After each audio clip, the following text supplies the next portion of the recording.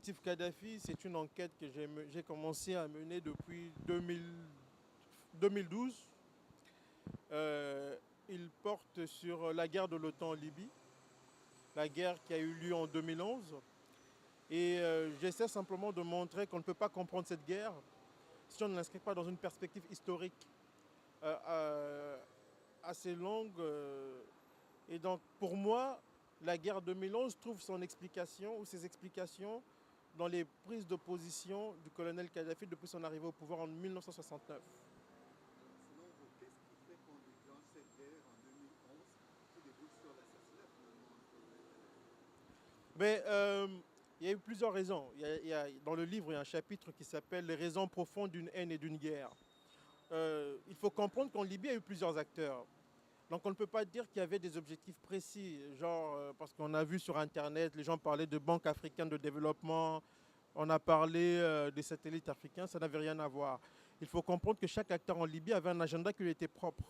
Les États-Unis, par exemple, voulaient se débarrasser de Kadhafi parce que Kadhafi était devenu un frein à la domination de la Libye et du continent africain par leurs intérêts. Les Européens, particulièrement les Français et les Britanniques, lorgnaient le gaz et le pétrole libyen vu qu'ils sont dépendants du gaz russe. Vous avez en même temps le Qatar qui est impliqué dans la guerre, qui sous-traitait pour le camp des Occidentaux, mais qui reprochait à la Libye, aux Libyens, de lui avoir refusé en fait l'exploitation du bloc NC7, un gisement gazier important qui se trouvait au sud de la Libye.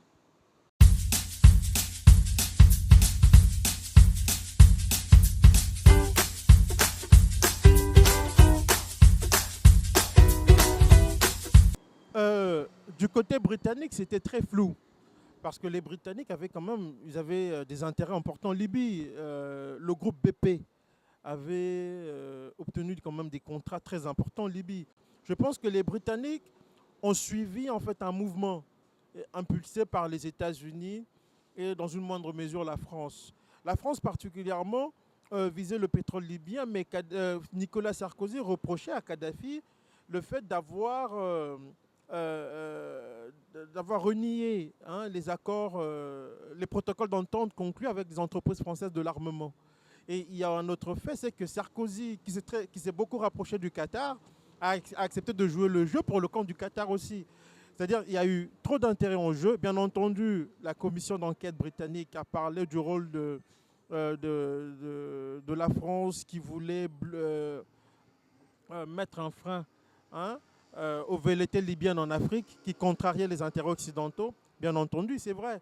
Moi, dans le livre, j'explique d'ailleurs que la Libye avait entrepris de bloquer l'installation de l'African Commandment, le commandement militaire africain en Afrique.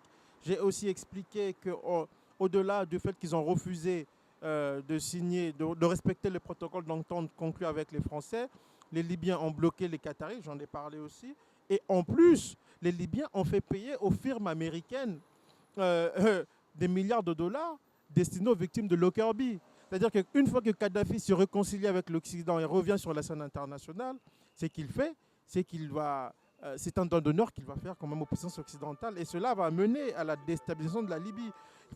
Il ne faut pas oublier un fait important, c'est que les États-Unis n'ont jamais pardonné à la Libye le fait d'avoir fermé les bases militaires américaines et britanniques qui se trouvaient dans ce pays-là dans les années 60.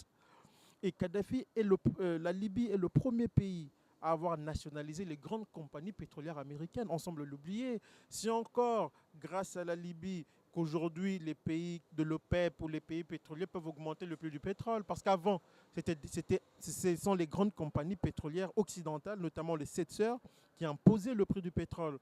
Quand Kadhafi prend le pouvoir, il décide de remettre en question cette manière de faire, c'est qu'il va bouleverser l'ordre énergétique mondial. Donc toutes ces raisons expliquent en partie la haine de l'Occident à l'égard de Kadhafi. Et donc le printemps arabe, qui, et je l'explique dans le livre, va servir de déclic, va permettre aux Occidentaux de se débarrasser d'un homme qu'ils avaient toujours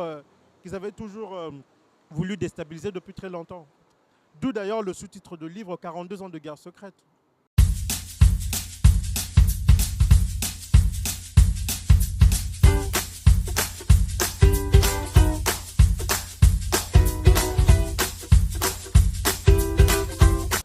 en France, on a beaucoup parlé du rôle de Bernard-Henri Lévy. Il faut dire que Bernard-Henri Lévy, pour moi, c'est un comédien. Hein. C'est quelqu'un qui a profité de la situation pour se donner le beau rôle. Mais d'abord, je montre que ce ne sont pas les Français qui ont monté la guerre, mais bien les Américains qui ont utilisé les Français. Maintenant, du côté français, Sarkozy voulant en finir avec Kadhafi. D'une part, il y a la question du financement des élections présidentielles françaises, en tout cas des élections de Sarkozy par les Libyens. Il y a le fait que, pardon, j'ai expliqué tantôt que Kadhafi n'a pas respecté les protocoles d'entente. Il y a aussi, et ça, on en a parlé, en tout cas, on en parle souvent dans certains couloirs, le fait que Sarkozy soupçonne Kadhafi d'avoir eu des relations assez troubles avec sa femme au moment où elle s'est rendue en Libye pour demander à Kadhafi de libérer les infirmières bulgares.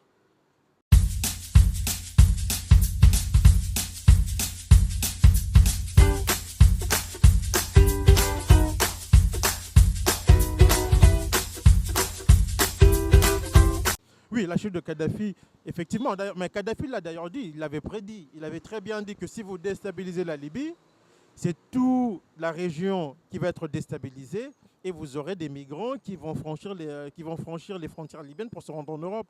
Et c'est ce qu'on observe aujourd'hui. Le problème est qu'en en déstabilisant ce pays, les États-Unis particulièrement, savaient ce qu'ils faisaient.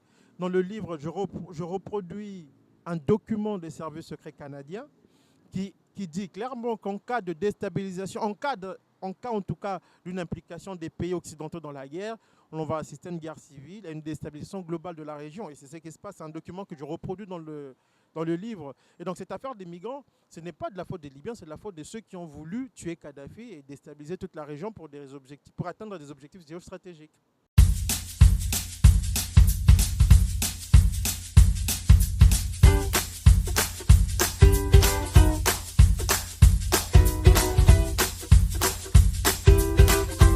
C'est possible, mais le problème en Libye, c'est qu'il y a trop d'acteurs en jeu et chaque acteur a son agenda. Vous avez aujourd'hui les Libyens qui se battent entre eux. Il y a des milliers de milices en Libye. Et il faut ajouter qu'il y a 3 gouvernements. Les 3 gouvernements sont soutenus par des acteurs régionaux qui ont des intérêts divergents. Et ces acteurs régionaux sont parrainés par des puissances occidentales qui ont des intérêts divergents.